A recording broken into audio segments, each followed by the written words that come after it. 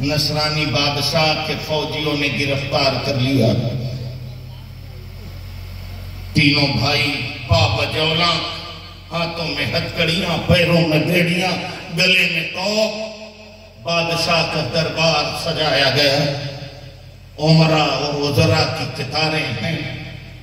بادشاہ فرعونیت کے ساتھ تخت پر بیٹھتا ہے اور محمد عربی کے دیوانے ہاتھوں میں ہتھکڑیاں، پیروں میں بیڑیاں، گلے میں توق، اس کے تخت کے نیچے کھڑے ہیں۔ بادشاہ کہتا ہے عیسائیت قبول کر لو، آدھی سلطنت دے دوں گا، اپنی بیٹیوں سے شادی کر دوں گا۔ آج کا نوجوان ہوتا تو کب کا پھر جاتا، اب تو معاذ اللہ ایک راشن کارڈ پر ایمان بیچ رہے ہو، ایک ایک ووٹ پر ایمان کا سودا کر رہے ہو۔ جانتے ہو ان جیالے مسلمانوں نے کیا جواب دیا تھا؟ بادشاہ نے کہا بدل دو دھرم۔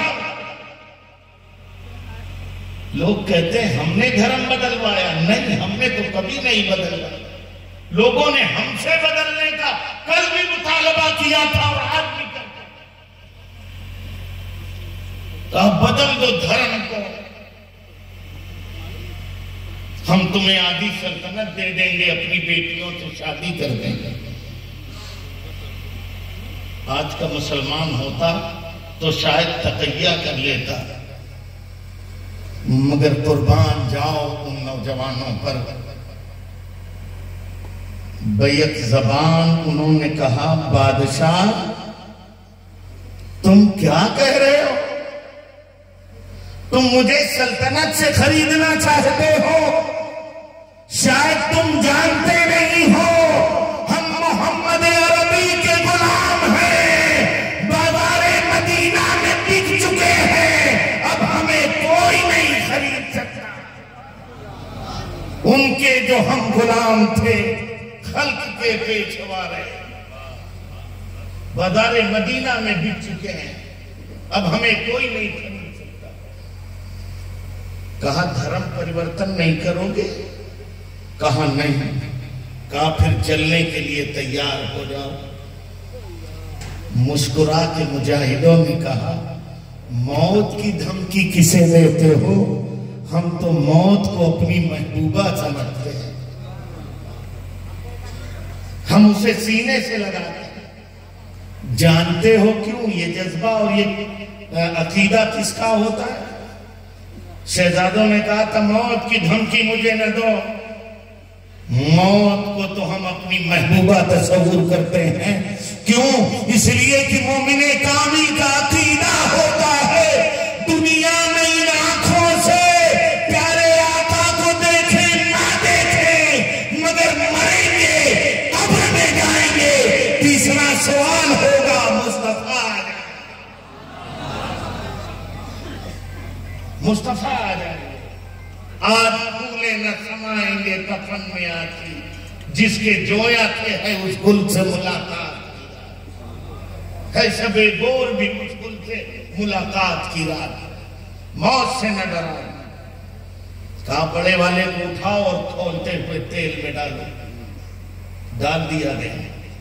منجلے سے پوچھا کیا خیال ہے؟ کہا خیال وہی ہے جو بڑے بھائی کا تھا۔ کہا اسے بھی ڈالو۔ ڈال دیا گیا۔ تیسرا 18 سال کا کڑیر خوب نوجوان، قبل اس کے کہ بادشاہ اس سے پوچھتا، وزیر آ کے کھڑا ہو گیا، ہاتھ جوڑ کے کہا جاں بخشی کی معافی دل الہی، ایک گزارش کا موقع دیا جائے۔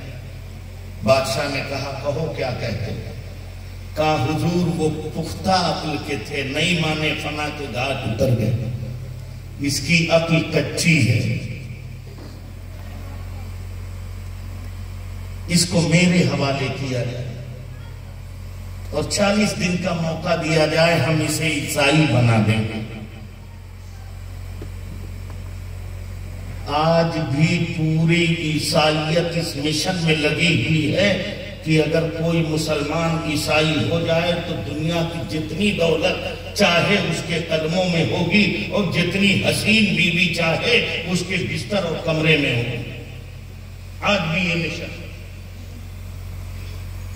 کہا حضور میرے حوالے کیا جائے، 40 دن میں اس کا ایمان چھین لائیں. بادشاہ نے کہا پکی بات کرتے ہو؟ کہا ٹھیک. حوالے کیا. وزیر نے نوجوان کو لیا، اپنی حویلی میں لے گئے، ایک کمرے میں رکھ دیا. پھر اپنی بیٹی کے پاس گیا. وزیر کی بیٹی پری پیکر، زہرہ جمال، حامل حسن توبہ چکن، اتنی حسین و خوبصورت کہ لگتا تھا 14ویں رات کا غازہ اس کے بدن پہ مل دیا گیا ہے. بڑے بڑے بادشاہ اس کے حسن کی ایک جھلک پانے کے لیے اپنا تخت و تاج اس کے قدموں پہ قربان کرنا زندگی کی معراج تصور کرتے. بادشاہ گیا اور کہا بیٹی میری ایک خواہش ہے اگر تم پوری کرو. بیٹی نے کہا ابا کیسی باتیں کرتے ہیں، یہ جان چاہیے دے دوں. کہا نہیں بیٹی مجھے تیری جان نہیں کسی کا ایمان چاہیے. کہا کیا بات ہے؟ کہا محمد کا ایک دیوانہ ہے، اس کا ایمان چھیننا. حسن کے نشے میں چور. بیٹی نے کہا جائیے آرام کریے، چٹکیوں میں چھین لاؤں گی. اندازہ نہیں تھا محمد کے دیوانہ. خوبصورت تو تھی، 16 سنگار کیا. رات کے سناٹے میں ہو کا عالم میں چھم چھم کرتی ہوئی شہزادے کے کمرے کی طرف بڑھی، اور جیسے ہی داخل ہوئی اس کی حیرت کی انتہا نہ رہی کہ شہزادہ مصلی پہ کھڑا ہے اور اپنے خدا کو سجدہ کرتا ہے. ارے زور سے کہو نا، اور زور سے کہو. اللہ کو سجدہ کرتا ہے. بیٹھ گئی، انتظار کرتی رہی، پوری رات بیٹھی رہی. شہزادہ سلام پھیرتا پھر کھڑا ہو جاتا. اسے احساس تک نہ ہوا کہ میرے کمرے میں میرے علاوہ بھی کوئی اور. مفتی صاحب نے حدیث پڑھی تھی نا، احسان یہ ہے کہ نماز ایسے پڑھو کہ تم خدا کو دیکھ رہے. پڑھنے والا نماز شاید ایسی پڑھ رہا ہے. بیٹھی ہوئی نماز. صبح ہو گئی، ناکام واپس آئی. باپ نے پوچھا بیٹی کیا ماجرا؟ کہا ابا معاف کرنا، شاید کم وقت کی عبادت کی رات تھی، میں پوری رات بیٹھی رہی، کنکھیوں تک سے نہ دیکھا. کل جاؤں گی چھین لاؤں. لمبا واقعہ ہے، بھائی نے مختصر کے لیے کہا. والمختصر قصہ 40ویں شب وزیر تھرا گیا. آج اگر کام نہ ہوا تو بادشاہ گردن مار دے گا. کہا باپ فکر نہ کرو، آج تو چھین ہی لاؤں گی. گئی، پھر دیکھا نماز پڑھ رہا. آدھی رات گزر گئی. جب اب شہزادے نے سلام پھیرا تو حسن کی عادت ہے، حسن کی فطرت ہے، حسن کا تقاضا ہے کہ حسن شیدائی چاہتا ہے، حسن دیدار چاہتا ہے، حسن دیکھنے والا چاہتا ہے. وہ حسن گھٹ گھٹ کر دم توڑ دیتا ہے جس کا کوئی دیکھنے والا. حسن دعوت نظارہ دے رہا ہے مگر رسول اللہ کا دیوانہ اپنے قدموں تلے سے رون رہا ہے. برداشت نہ کر سکی، ہاتھ پکڑا، ادھر آ. تیرے سینے میں دل ہے یا پتھر؟ مجھے دے. ایک جھلک پانے کے لیے سینکڑوں لوگ تماشائی بنے اور میں تو خود دعوت نظارہ دے رہے. تو اسے دیکھتا کیوں نہیں؟ شہزادے نے پلکی جھکا دی. جملہ سنیے گا اور دل پہ اثر کر جائے تو سبحان اللہ کی صداؤں میں استقبال کر لیجئے گا. پلکی جھکائے اس نوجوان نے کہا شہزادی کس حسن کی بات کرتی ہے جن نگاہوں میں حسن مصطفیٰ سما جاتا ہے. دنیا کا ہر حسن ٹھیک ہے. ان آنکھوں میں، ان نگاہوں میں حسن مصطفیٰ سما گیا، حسن مصطفیٰ سما گیا، اب کوئی اور حسن جچتا نہیں۔ پکڑا، کہا مجھے دیکھتا حسن کی یہ بے عزتی برداشت نہیں کی جائے گی۔ شہزادے نے کہا میں اس لیے نہیں دیکھتا کہ میرے مصطفیٰ نے اجنبیوں پر اچٹتی نگاہ تو معاف کیا ہے، مگر قصداً گھور گھور کے دیکھنا حرام ہے۔ کہا کیا بات کرتے ہو؟ یہ فالتو کی باتیں ہیں۔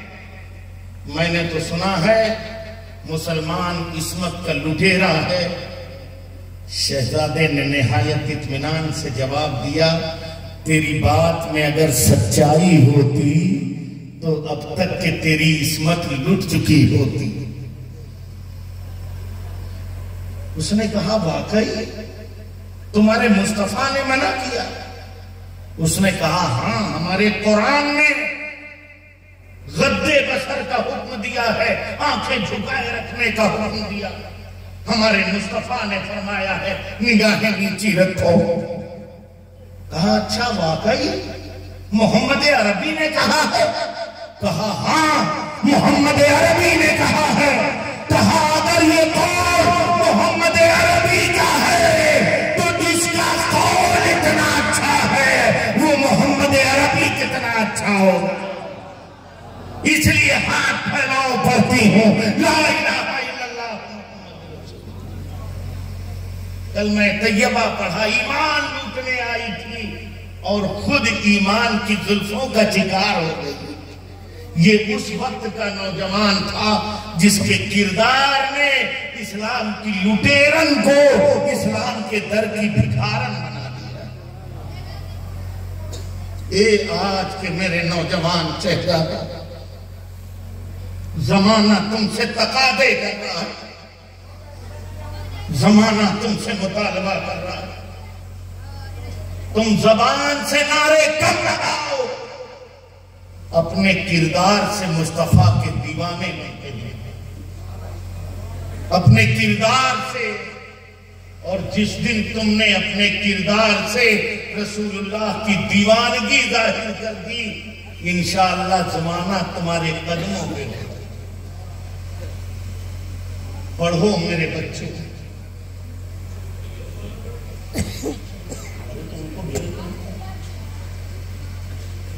کپڑے نہیں کیے ہیں ابھی کروا، بات تو پوری ہو جانے دے یار، میں کانپور سے آیا ہوں کس لیے؟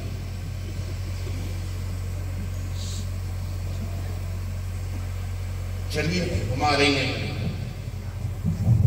حضرت کو ساتھ ہے حضرت